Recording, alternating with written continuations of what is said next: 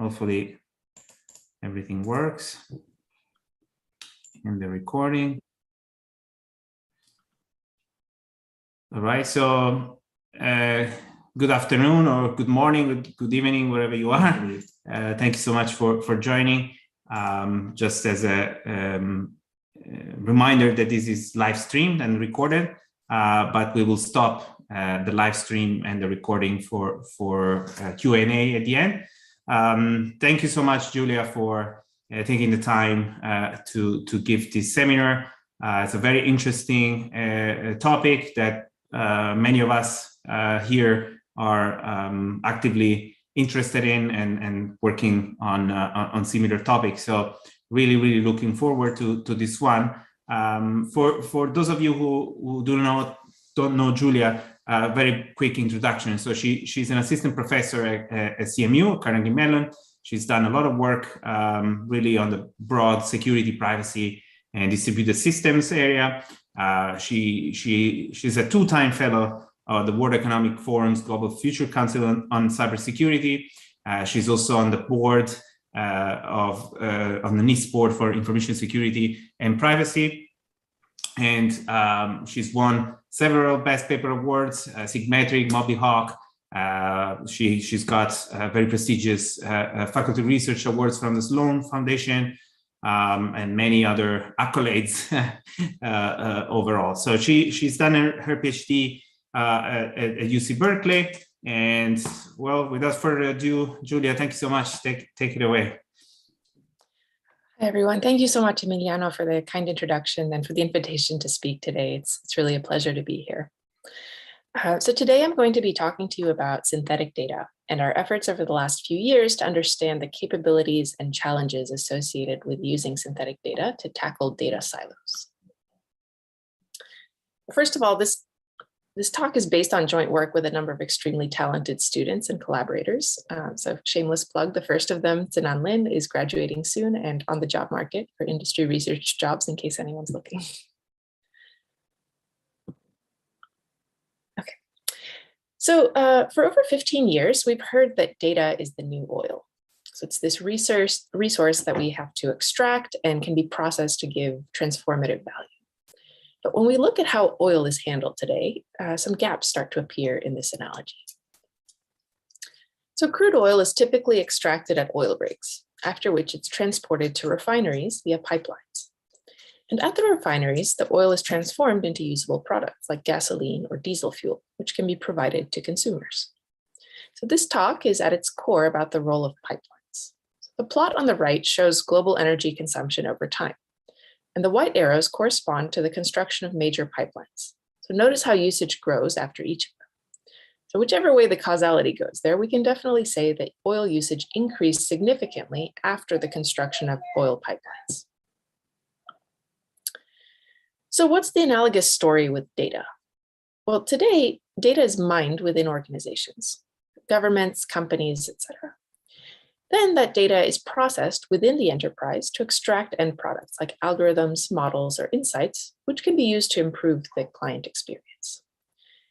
The key difference here is that in each enterprise, you have to refine your own data. Okay, so there are limited pipelines for transporting data across institutional boundaries. This has led to a siloed data landscape where data simply sits within the organization that extracts it. So to summarize it, enterprises can't share data with each other. Enterprises can't even sometimes share data with themselves across internal divisions. And of course, nobody's sharing with academic researchers. So in practice, this has led to a number of problems. A lot of the biggest challenges we face today require data to understand the problem, like climate change, geopolitical conflict, cybersecurity. And the lack of access to data has made it inefficient, or in some cases even impossible, to understand and tackle some of these large-scale problems. So people are exploring a number of techniques for dealing with this problem, including federated learning and encrypted computation, all of which have different trade-offs. So my talk today is going to be about one possible approach that's being explored, namely synthetic data. So synthetic data is defined as data that's not obtained by direct measurement. For our purposes, we're going to think about synthetic data in the following terms. we have some original data holder who has some sensitive data set, and they're going to train a generative model, such as a GAN or an autoencoder on the original data set, and use that model to output randomized synthetic data. The synthetic data is then released to the end user. So I'm going to describe today a story about our efforts to build tools to generate synthetic network traces. So this is a scoped domain problem.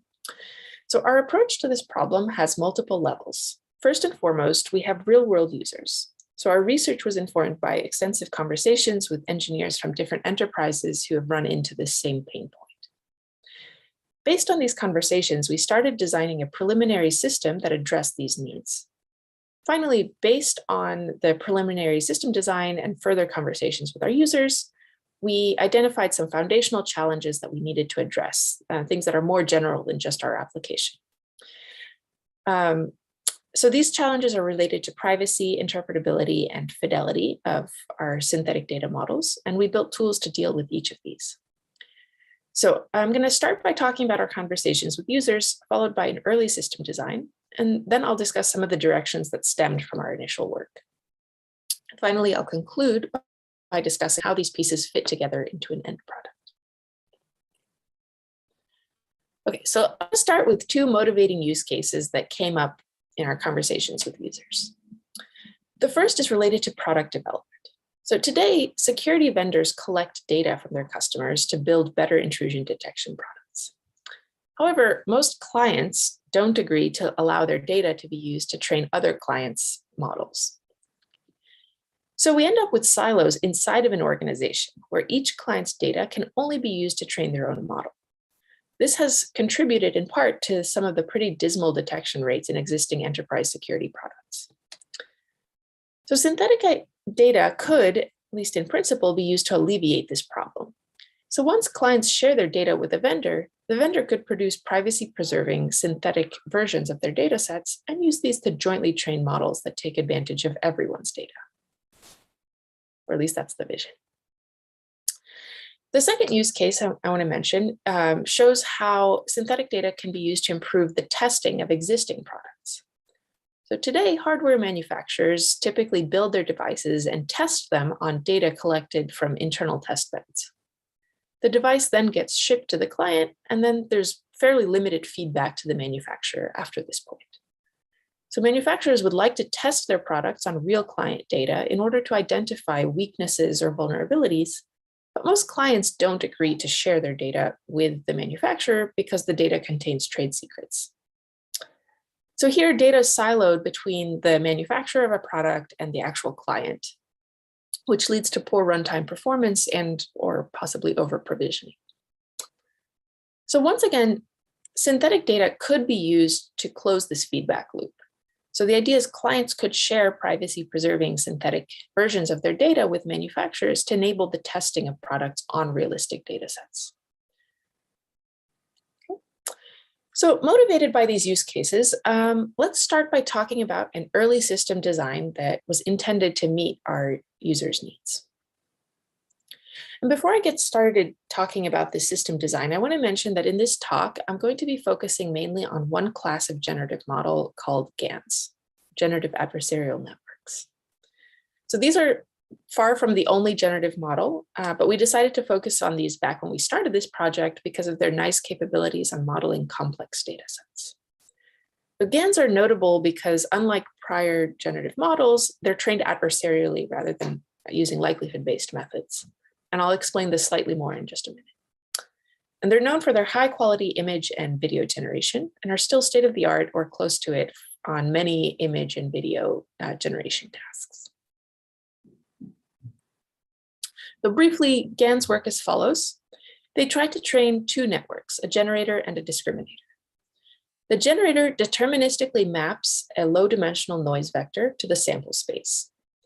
Meanwhile, the discriminator takes as input a sample, which is either real or generated by the generator, and has to distinguish which is which. So these two networks are trained in alternation, meaning that the generator is trying to fool the discriminator. So this is what I meant by adversarial training. So the key challenge for us is how do we apply GANs, which have been really successful in the image domain, to our application domain, which is networking system security applications.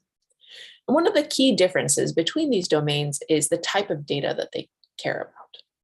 So as a starting point, we focused on time series with metadata. So for example, the time series could be the daily page views on a website.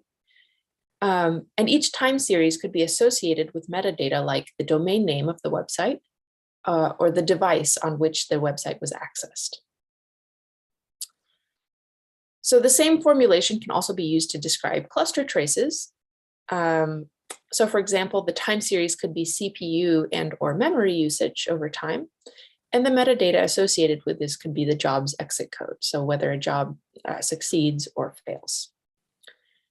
So to summarize, both the time series and the metadata can be multidimensional. And this captures a lot of networking data sets, including packet captures, which we'll return to at the end of the talk. Okay, so to model these types of data, we designed a system called DoppelGANger. So here I'm listing a couple of domain-specific challenges that we encountered when designing DoppelGANger compared to what we typically see in the image domain. And in this talk, I'm going to focus on the first two challenges and solutions due to time limits. So the first challenge we ran into is that time series can be very long and can have complicated correlations, particularly in the networking domain.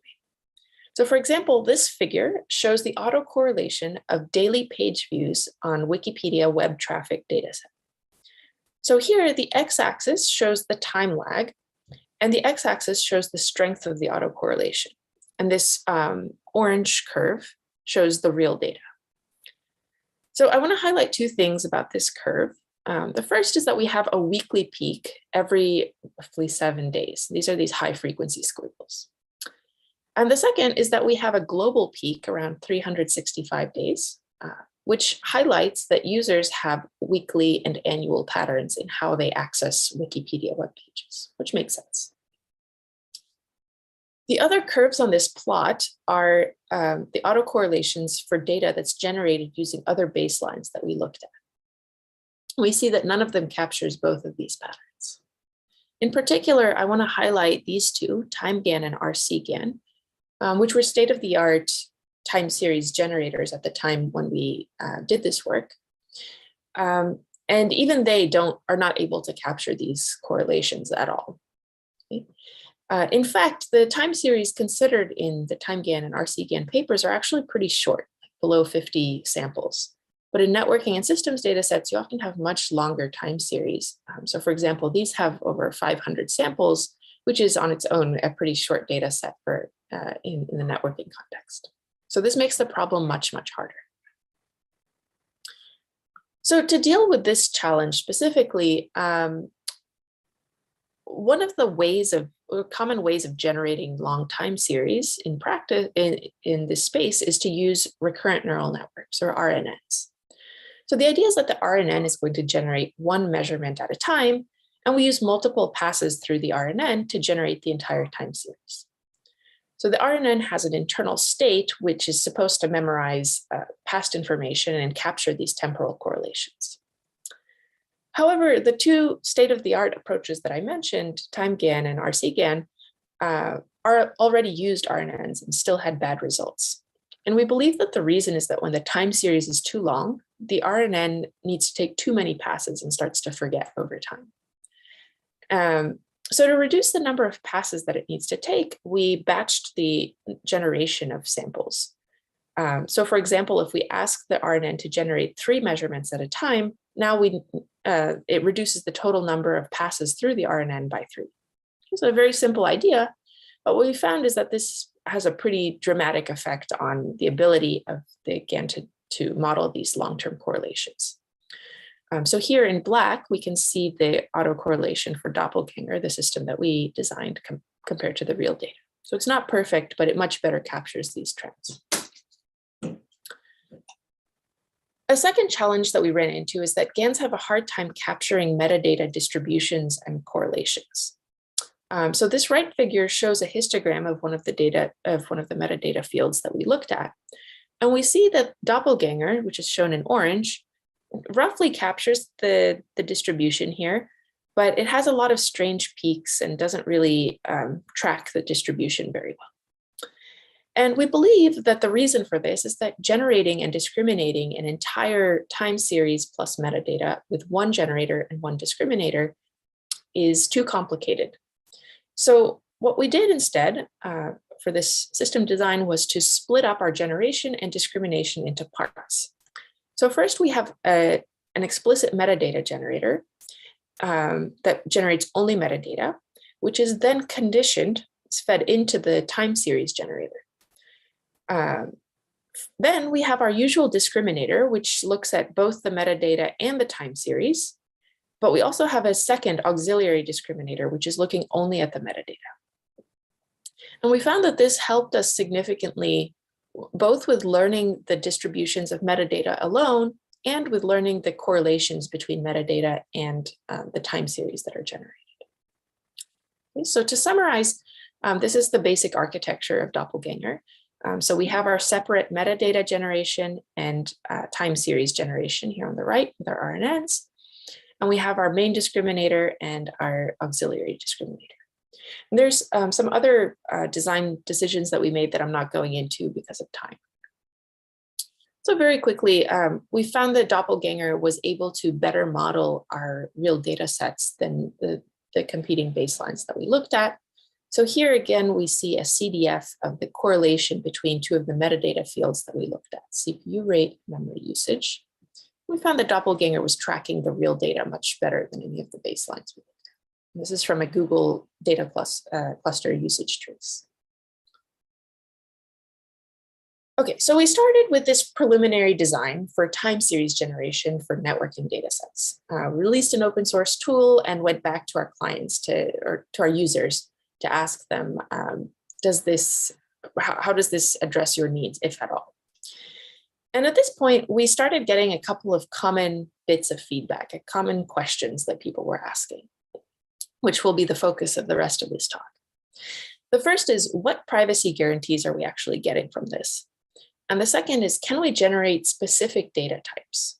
So maybe they don't necessarily care about just generating general network traces, but maybe they want to generate rare data types like attack traces. So those are the two topics that I'm going to focus on for the rest of the talk. Let's start with privacy. Okay, so when our users talk to us about privacy, they often did not have a very crisp definition of what they wanted. So we teased apart two main types of privacy concerns. The first is sample level privacy, which tries to protect individual samples from a database. So this concern is modeled by techniques like differential privacy and robustness to membership inference attacks. And often these concerns are motivated by a desire to not run afoul of privacy regulations.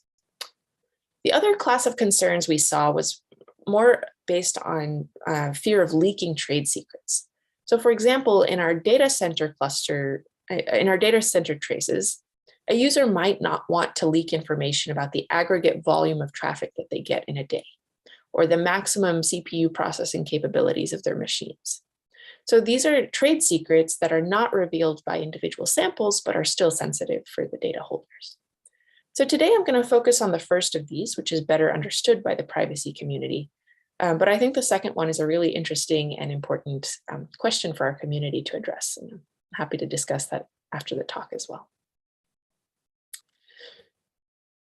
So let's start by looking a little bit at differential privacy, which has become, I would say, the de facto privacy definition in many areas of machine learning.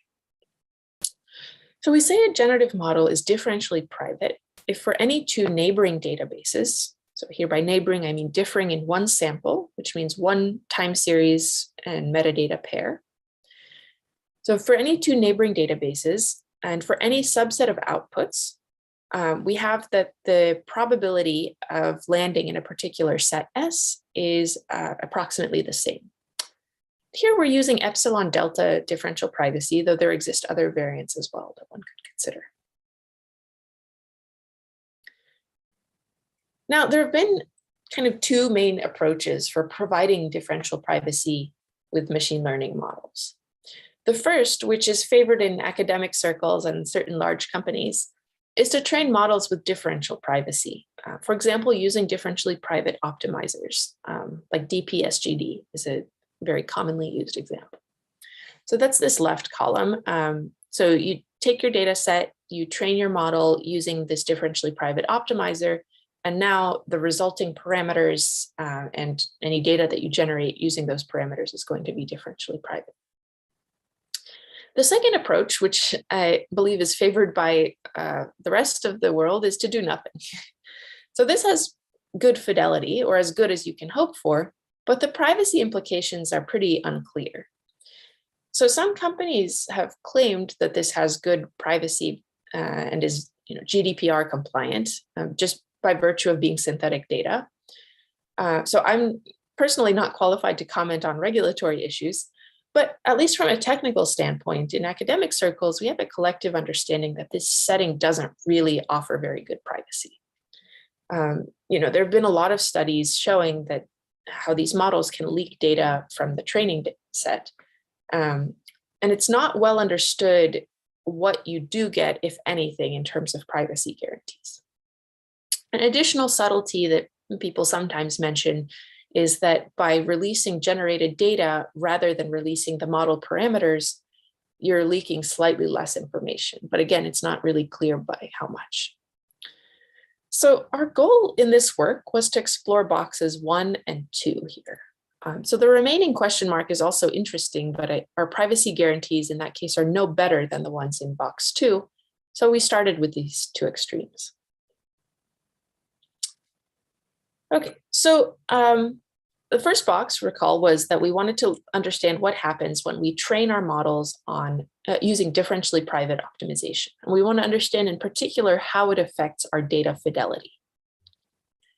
So to answer this question, we trained DoppelGANger with a leading differentially private optimizer, DP-SGD, differentially private stochastic gradient descent. And these plots show the same autocorrelation from before from the Wikipedia web traffic dataset. So here, the black curve, which is a little bit hidden, shows the real data, and the red curve shows DoppelGANger without differential privacy. Okay, so we see that they track each other pretty well. Now, the purple curve gives us DoppelGANger with differential privacy for two different privacy parameters. So here we have epsilon of about 1 and epsilon of 10 to the 6th. And the thing that I want to note here is that when we use a kind of reasonable epsilon of 1, the data fidelity is completely broken, right? The correlations are totally lost. But even when we crank up our epsilon to the completely unreasonable value of 10 to the 6th, which means we have essentially no privacy at all, we're still not really learning the distribution very well. So to figure out why, we looked at the underlying implementation of DP-SGD, which has 2 steps. In each step of gradient descent, DP-SGD first clips the gradient. So it ensures that the magnitude is not greater than some threshold, and then it adds Gaussian noise. So we ran extensive experiments and found that the major cause of this poor performance was, first of all, due to the Gaussian noise, not the clipping. And second, mainly manifesting towards the end of training. So once you're, in theory, supposed to be converging. So this suggests that we would like to be able to take fewer noisy steps towards the end of the optimization. And this suggests a natural alternative, which has also been explored in a lot of really interesting recent work on differential privacy, which is, can we exploit the role of public data? In other words, can we pre-train on public data sets and use all of our privacy budget on the final steps of the model? So we tried this. We evaluated a version of DoppelGANger with and without pre-training on packet capture traces from a commercial internet backbone link. These are commonly called CADA traces. You might have run into them. So our main data set was, our private data set here was from the New York collector. And we pre-trained on a similar data set from the Chicago collector. And that's going to be this red curve here in the bottom. And in addition, we pre-trained on a data set from a different domain, which is from a data center. Okay, so we pre-train on a data center packet trace, and we fine-tune on one of these CADA traces. So these are from different domains, which is why we call them different. Now, this plot is showing the trade-off between privacy and fidelity in this setup. So here, fidelity is shown on the y-axis and is measured via the Jensen-Shannon divergence between a collection of domain-specific micro-benchmark distributions. So here, lower is better. And then on the x-axis, we have epsilon, our privacy parameter. And again, lower indicates better privacy. So we would like to be able to be kind of in the bottom left corner of this plot. So on the promising side, we found that pre-training on a similar data set, so pre-training on one CADA data set and fine-tuning on another CADA data set, gave a much better privacy fidelity trade-off than naively training with just DP-SGD, which is shown in the green curve with the circles. However, we found that pre-training on a trace that was qualitatively different, so pre-training on the data center trace, gave us almost the same trade-off as if we had not pre-trained at all. Okay. So this suggests that, and we saw this trend on a couple of different setups of different data sets where we pre-trained on similar and on different data sets. So this suggests that for GANs, pre-training may not be as effective as it has been for other types of models like classifiers, which has been the main focus in a lot of the literature on pre-training for or using public data. Obviously I don't want to generalize to other types of data sets, but that's at least the trend that we saw in our experiments. So going back to this figure, at least for box 1, we found that the fidelity, at least in my view, was not really that satisfactory using DP-SGD. It really incurs a pretty significant hit unless you're able to find a pre-training data set that is from the same domain and publicly available. Okay, so next, let's take a look at box number 2. So what if we just release samples without differentially private training? So to try to answer this question, we tried to analyze the inherent privacy properties of GAN-generated samples. And we did so by making connections to their generalization properties. In particular, we looked at differential privacy. And in addition to that, we also looked at robustness to membership inference attacks. So our first result on this front is related to differential privacy. So we started by showing that a GAN that's trained on N samples and is used to release M samples satisfies a fairly weak differential privacy guarantee. So for any epsilon greater than 0, you can show that it satisfies a differential privacy guarantee of epsilon, comma, O of M over N. Okay, so I want to highlight, and this upper bound is actually asymptotically tight when M equals 1, meaning when you release only a single sample from your GAN. So I want to highlight I want to try to first parse this result a little bit. So this is saying the more samples you release, the worse your privacy guarantee is going to get. So as M grows, your privacy guarantee gets weaker. And in particular, this guarantee is as weak as releasing M elements from the database of N samples due to privacy amplification results. So in particular, if you were to just take M of your training samples and release them, you would get 0, M over N differential privacy, which is actually stronger than the guarantee that we have here. So this is kind of unsatisfactory. And I think the takeaway is that if we want to have meaningful differential privacy guarantees in practice, we should be modifying the GAN training mechanism somehow. It's not enough just to rely on the training process itself. Okay. Now I'm going to quickly give a sketch of the proof for this, for the upper bound. And the proof relies on a pretty simple geometric intuition. So let's suppose we start with 2 neighboring data sets, D0 and D1, which differ in at most 1 sample. Now, when we train GANs, we usually sample uniformly at random from these training data sets during training. So the more samples we take from D0 and D1, the closer we approach their empirical distributions, which we'll denote by mu0 and mu1. Now, it's straightforward to see that the distance between mu0 and mu1 is of the order of 1 over n because they differ in at most one sample. And here we're measuring this distance in terms of integral probability metrics. This is true even for other distance metrics between distributions. So next, we use some nice generalization bounds that were proved by Zhang, Liu, Zhao, Xu, and He in 2018. These results imply that the distance between mu0 and the distribution learned by the generator, G0, is small. Okay, so because of generalization, the generator should converge to the empirical distribution of the data set that it was trained on. Finally, by the triangle inequality, we can conclude that the distance between our two generators created by our two data sets are themselves close to each other, are roughly of the distance 1 over n. Okay. Now, this distance bound can be used to bound the distance between m independent samples generated by each of our generators, which is going to be of the order of m over n.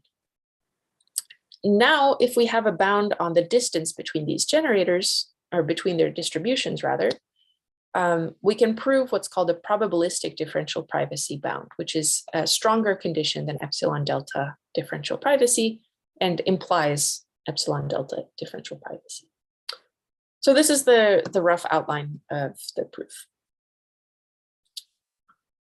Okay, so the results for differential privacy don't look too promising, though it may be somewhat surprising that we can get any kind of differential privacy guarantee at all. So next, we're going to look at membership inference attacks. So here, the setting is that the GAN is trained on our data set of n samples, where each sample is drawn from mu, where mu is our true distribution. Now, the adversary is allowed to draw infinitely many samples from our generator G. So in other words, the adversary is allowed to learn the distribution of the generator, but is not allowed to access the parameters of G. So that's what I mean by we're giving the adversary access to samples.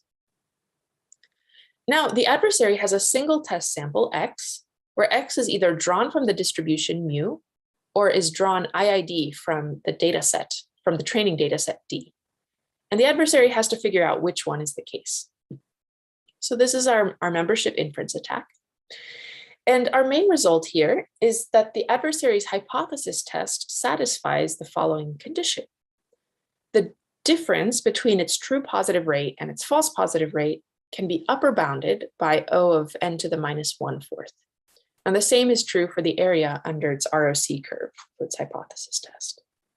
Okay. So to our knowledge, this is the first result to tie the size of the training data set to the probability of success of a membership inference attack. So briefly, the proof sketch here relies again on generalization. So in particular, it builds on a correspondence between membership inference attacks and hypothesis tests between the real distribution mu and the generator distribution G. So we use a fact from hypothesis testing, which implies that the difference between the true positive rate and the false positive rate is always upper bounded by the total variation distance between the two distributions, which is shown by this little arrow here. Okay. So the proof sketch starts with these generalization bounds, which say that the distance between mu and G is going to be small. From that, we can upper bound the total variation distance between mu and G. And from that, we can directly bound the attacker's area under the curve and the true positive minus false positive rates. So this is a pretty simple geometric intuition once again. So for box 2, we found that we can actually get some limited formal privacy guarantees without any special training by virtue of the fact that GANs generalize. So are these guarantees strong enough to be used as is? I think it really depends on the application and on the data set. So for example, I wouldn't want to release census data with these kinds of guarantees, but I also don't think that all data sets necessarily need the same level of protection as the census. So as long as the user's expectations are clear and met, I think the answer is maybe. So to summarize, we looked at two extremes that are commonly studied in different corners of academia and industry, namely differentially private optimization versus not doing anything and just releasing raw samples. And we saw that differentially private optimization seems to have particularly bad effects on GAN training, whereas releasing raw samples, to our surprise, does actually provide some modest privacy guarantees. The remaining major questions include whether we can design better generative models that allow us to release differentially private parameters, where the parameters are easier to tune. And more broadly, is differential privacy even the right metric? So I think these are interesting and important topics for the community to tackle. Okay, so far we've looked at systems and privacy of these synthetic data systems. So in the last section, I want to touch on some interpretability questions that we heard. So one use case that came up with a lot of our downstream users is the following. Many security vendors train attack classifiers from imbalanced client data. So their data sets are mostly normal traffic with a tiny bit of attack traffic. And so one of the questions that they asked us is, can we use synthetic data to generate examples, new examples of synthetic attack traffic, and use these to train better models? Now, there's been a lot of work on learning from imbalanced data. However, in this use case, analysts wanted to actually be able to look at the examples and potentially even run training exercises for humans. So we really do need the actual examples themselves. It's not enough just to learn from imbalanced data. So in a recent paper, we tackled this problem by designing a new architecture for generating samples from the rare class. So whereas typical generative models focus on unconditional generation, for this work, we're going to focus on conditional generation, meaning we have some data set with samples from different classes, and we want to be able to tell our generator, okay, generate a sample of a cat, and it would output a sample of a cat. And in particular, what we're interested in is being able to generate samples from a rare class of data. So let's say samples of pandas are underrepresented in our data set. We want to be able to generate pandas. But the problem is that our samples are unlabeled, and we have a limited labeling budget. Because in our cases, labeling data corresponds to an analyst going through and labeling it or sending it through some automated system that labels our samples. So sampling can be expensive. So in this work, we used a particular type of conditional GAN, which is called AC GANs. So here the differences between a GAN and AC GAN are highlighted in red.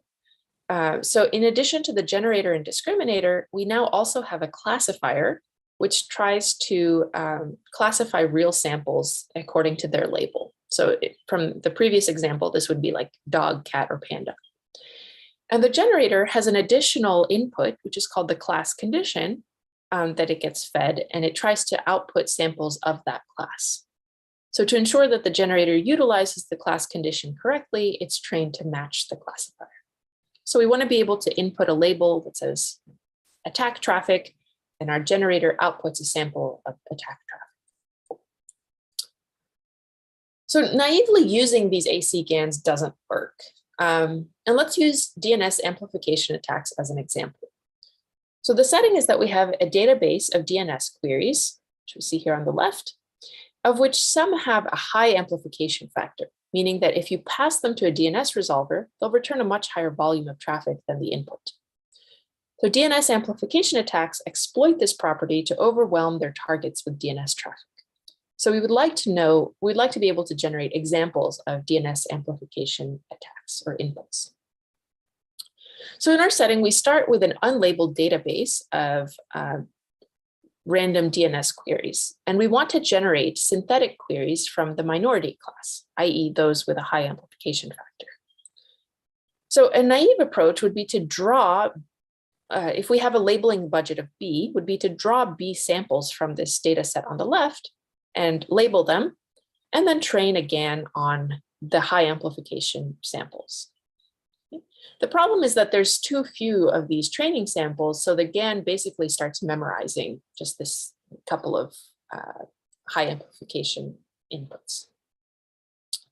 So instead, what we do is to use both the high amplification and the low amplification inputs.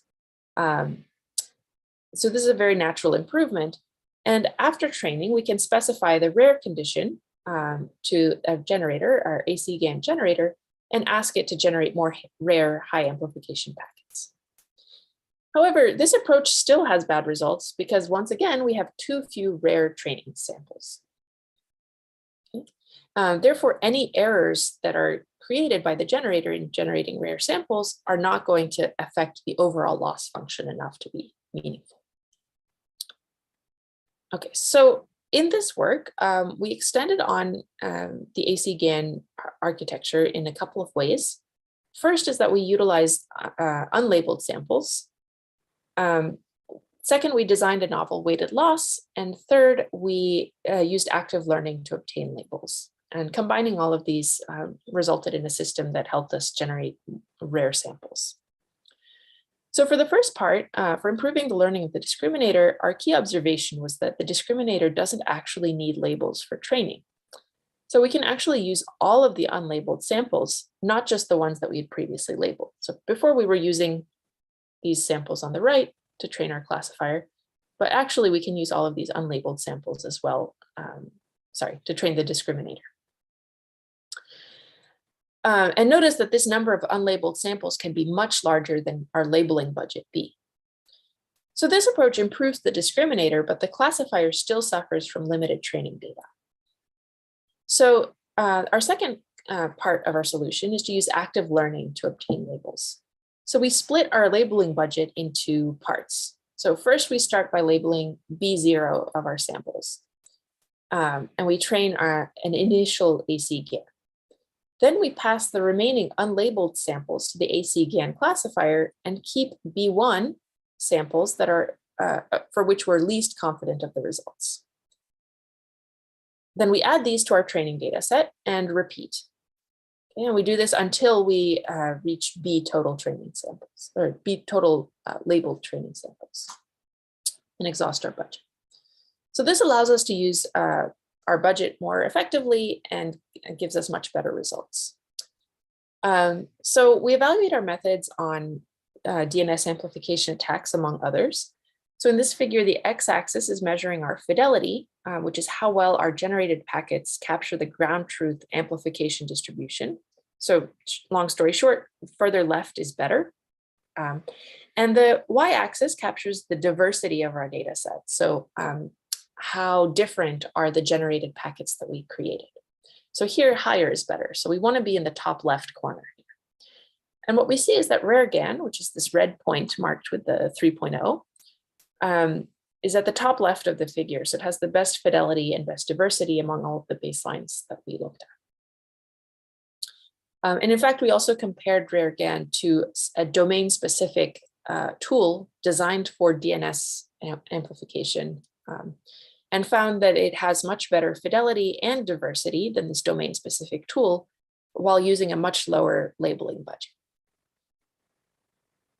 Okay, so to summarize, many practical problems require generating samples from the rare class, and the available training samples are often unlabeled.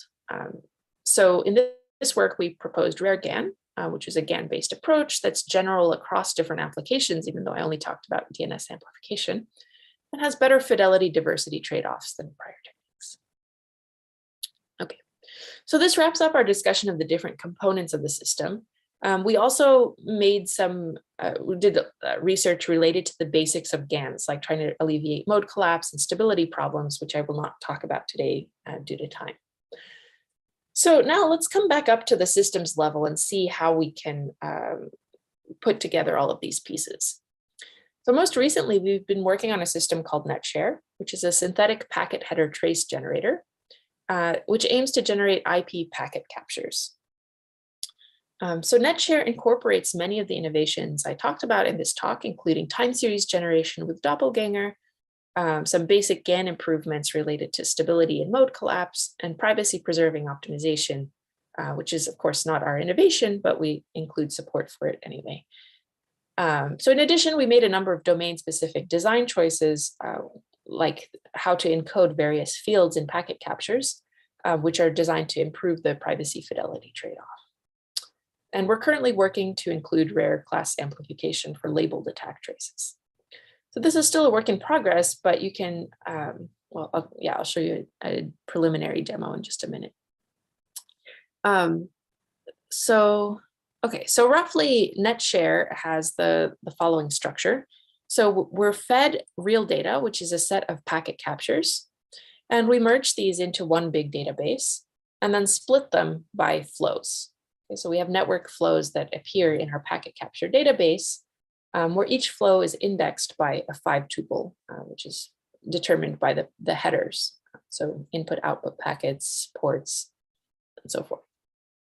So then we train our time series GAN on these data sets and generate a flow-based representation of these packet captures. And the key point here is that these packet captures are supposed to be used in downstream tasks based on some of the use cases that I mentioned earlier. So to evaluate NetShare, we've been looking at both micro benchmarks, like looking at the field distributions that are learned in the real data versus the synthetic data, as well as downstream applications. So to evaluate the field distribution, here each of these bars in the bar plot corresponds to a different field that we looked at, or a different quantity that we were trying to learn. And the vertical axis is the Jensen-Shannon divergence between the synthetic distribution and the real data distribution. So here lower is better.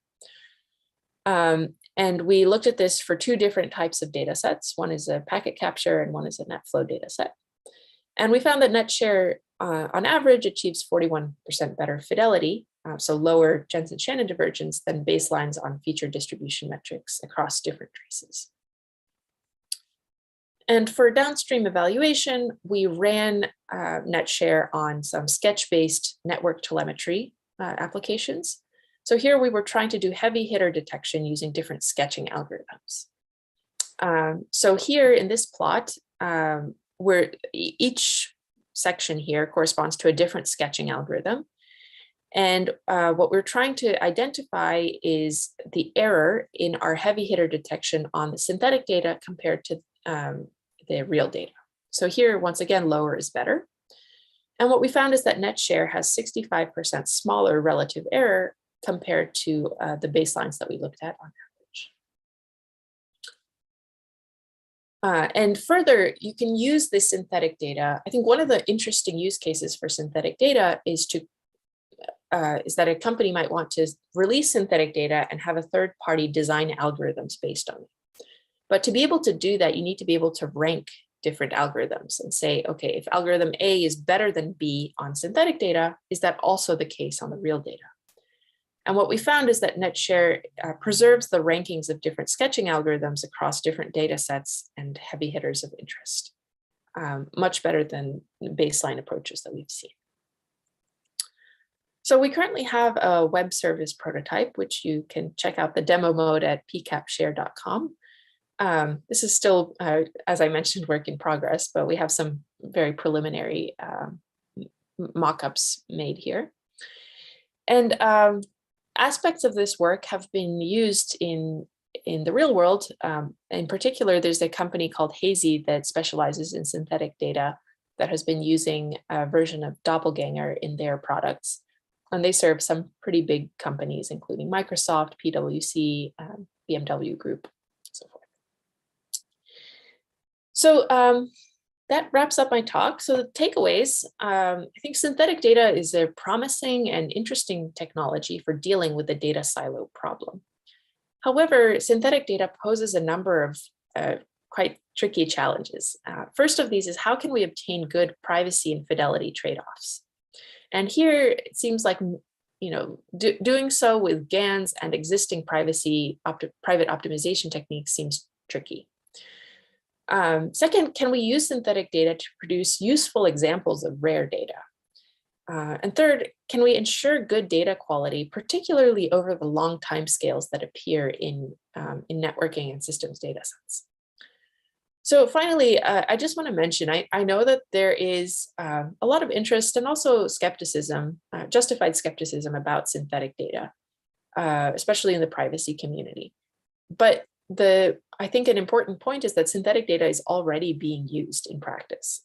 So I think there's a great opportunity for the privacy preserving technologies community to ensure that it's done in a responsible and effective way. So thank you all for your time and attention, and I will be happy to take questions. Great, thank you so much, Giulia. Very, very interesting, very detailed presentation. Really enjoyed it. Let me just check if there is any questions from you too. I don't see it, so